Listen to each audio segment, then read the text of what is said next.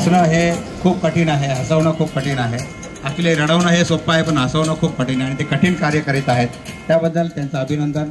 आणि ते आमच्याकडे वेळात वेळ काढून आले. जसं ते म्हणाले की त्यांना कुठेतरी बाहेर काम होतं आणि ते वेळात वेळ काढून आले, त्याबद्दल त्यांचे धन्यवाद.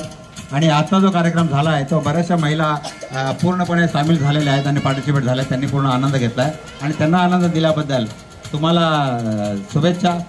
आणि आमच्या गणेश मंडळातर्फेच नाही तर मी सोसायटीचा चेअरमन म्हणून या सुद्धा सर तुम्हाला शुभेच्छा. Thank you very much everybody has joined.